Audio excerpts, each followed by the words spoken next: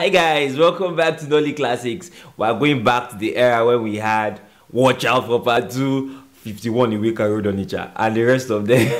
So today we're going to be discussing a movie. It reigned in the 90s, like mid-90s. It was like the movie of the century, that period. So it's about a lady that came from the water, the marine kingdom, and she loves married men. I don't know why. And she enjoys tearing family apart. I'm not supposed to be smiling. It's supposed to be a creepy thing, an annoying thing. But we'll find out in a bit. Today we're discussing Nneka, the pretty serpent.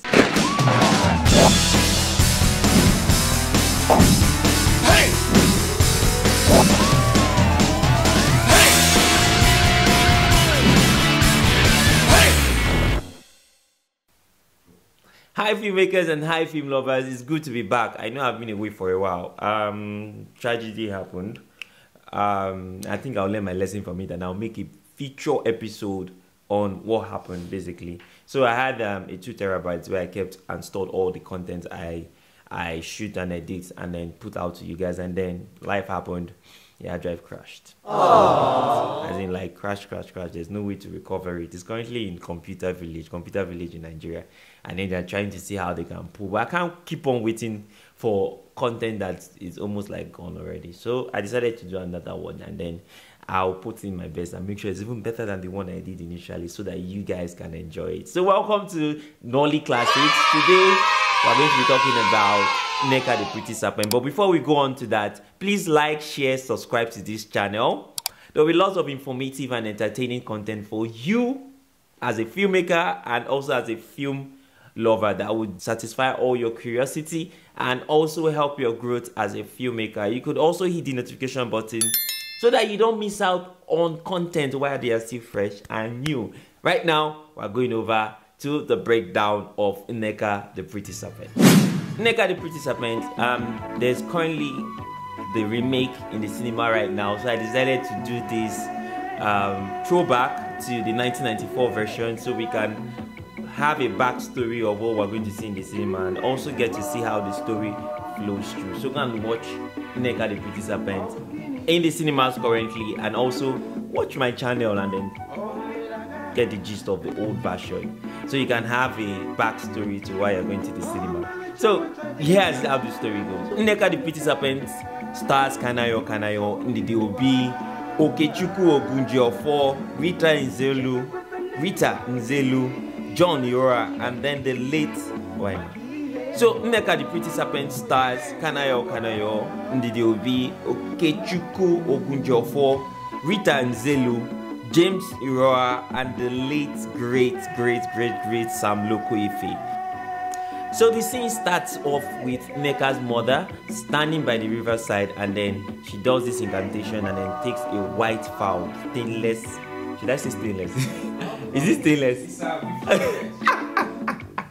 So in plain white fowl, and then takes it around her head, I think 3 times, talks to the sea, and then throws the fowl inside the river. Apparently she wanted a child, and then she went to the river to ask for a child, and then she got a child, Nneka the pretty serpent. So in the next scene we see Nneka and her friend being confronted by Mrs. Ogbonna. Mrs. Ogbonna is the wife to Mr. Ogbonna. Mr. Ogbonna is Nneka's latest victim.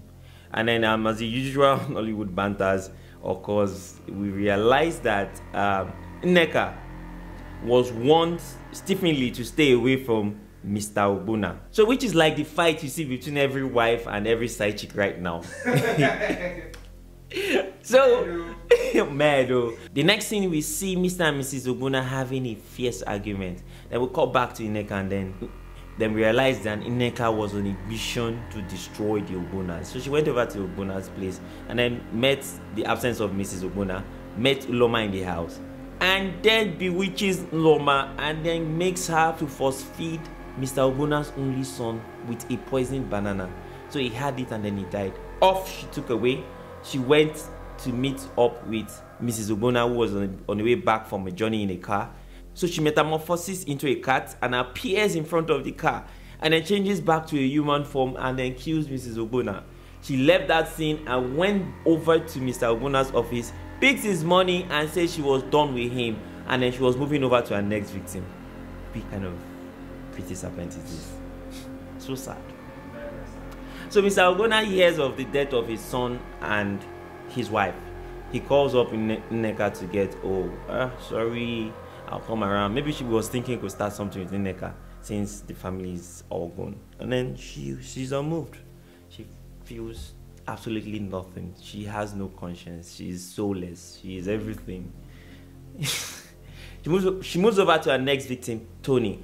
Tony and Ify were having a party, and then there's Emeka, which is Tony's friend. They're having a party, and then she got there, and then she met with Tony and started discussing about the domiciliary account, about opening a domiciliary account with Tony. And they arranged for a lunch date afterwards. Ify, Tony's fiancée, travels to Abeokuta for her NYC, and then Tony meets up with Nneka for the lunch dates where they were going to discuss about the domiciliary account, and then afterwards, thing left to left from the bed to the bedroom and everything, and then she sleeps with Tony, her new victim. So she had already done the very first thing. Nneka's friends discussed about the death of Mrs. Ogona and her son, and then Nneka is really unmoved. She's fixated on Tony. Tony is the new victim. Tony is where she wants to be. Everything is Tony. And then she went to visit Tony. Apparently, Ify was around. She was already back from NYC. So she got there, and then Ify is confused about how they got so close. I don't know how many weeks she left for NYC, and then she's back. And then she leaves the room and comes back and meets them kissing. She meets them kissing, she gets furious, blah, blah, blah, blah, blah. We're expecting a Gbasgbos. Apparently, it was not going to be a Gbasgbos situation. It was going to be a Papa situation. So Tony and Nneka drove Ify away from the house. So they drove Ify out of the house. Ify cried her way out of the house. And then she literally told Tony that this is not you, there's something wrong with you. She went home to come back and fight. Then Tony went to his father and said his father should go and meet Ify's kingsmen. They were lovebirds. Everything was going smoothly. They were literally engaged. They were going to get married soon. But he went to meet his dad. He's not interested in the marriage again, and then he wants to move. So he asks that his dad goes to Ify's kingsmen and then withdraw. Tony goes back to his dad and says he's done with the marriage. I just want to get married to Ify anymore. That his dad should go and talk to Ify's kingsmen and cut every discussion about the marriage. His dad is confused at what is going on. And I cut over to Ify meets her aunt and tells her about the entire situation, and then she says Tony is definitely bewitched because she knows how much they love themselves. And then she starts to pray for Tony, and then puts Tony in prayer, as every Nigerian would do. There's a bewitched situation, we need to go to God, and then we need to solve this. So Nneka, being a very tactical, should I call her a witch? I don't want to call her. She's being very tactical.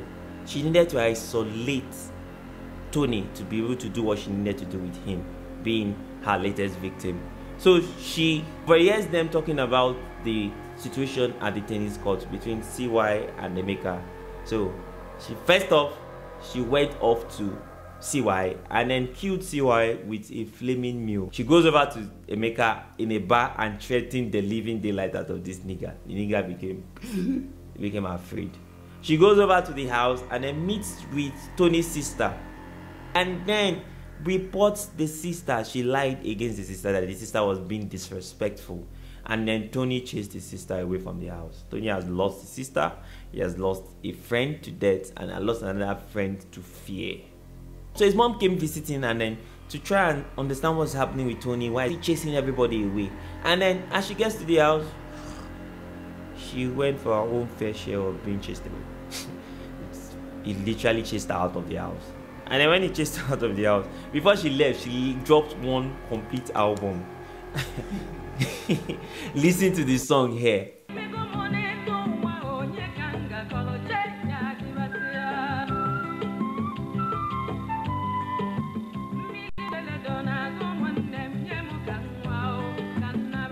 After Nneka got successful with totally isolating Tony, guess what she did? She marries him. She marries him, and then, funny enough, how we see Emeka, the helpless Emeka in the wedding. Emeka attended the wedding and then could literally say nothing. The next scene, we see Nneka asking Tony for 500,000 naira as at way back 1994. 500,000 naira to get a restaurant, bring in staff and furniture into the restaurant that she wants to run. Then Tony disagrees. Tony says he wouldn't, that he doesn't have money, as he's already having some financial struggles with the whole situation and all. He refuses to give her the money. And then next thing we see that Tony loses his job. Guess what? Nneka sees Kalu, a new victim, and then she decides to move on. Wickedness. God will not allow people to see Nneka. So she gets back home. Tony realizes that, oh, something is going on, and then he tries to yell, oh, you still down in this house, I'm the man in this house, I tell you what to do, blah blah blah blah blah blah blah. But it's too late. Nneka is already the man of the house. And then she shuts him off and then just pushes him away. This leads Tony into depression. The next thing we see Tony drinking in a beer parlor. He becomes drunk. Apparently, there seems to be light at the end of the tunnel. So if he visits her pastor, DK goes over to visit Tony and prays for him, and then the spell is broken like that. Whoa, whoa, whoa. So God comes through for Tony, and Tony gets himself back. The spell is broken.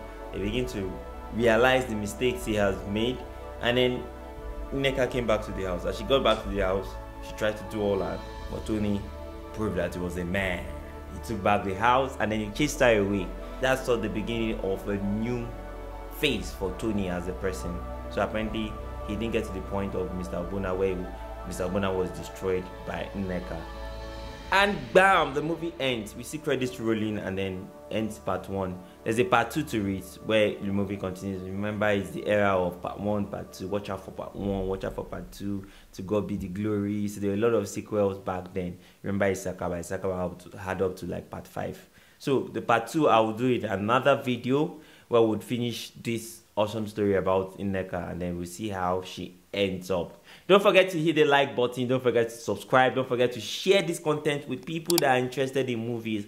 Hey, filmmakers, share the love. Give it to people so that they can enjoy this content as much as you do. Don't forget to comment as well. Talk about this. Talk about it. Talk about incidents. Tell me stories of Nneka participants in your life, if you have any. Tell me, creepy Abby. Tell me stories. Tell me things. Tell me about movies you want me to talk about. Tell me about the things you want me to include in this channel so that we can continue to enjoy content from this point. So for me and Sugar Daddy on the other side of the camera, I would say bye and see you on the next episode. Don't forget to stay curious. Bye. Bye.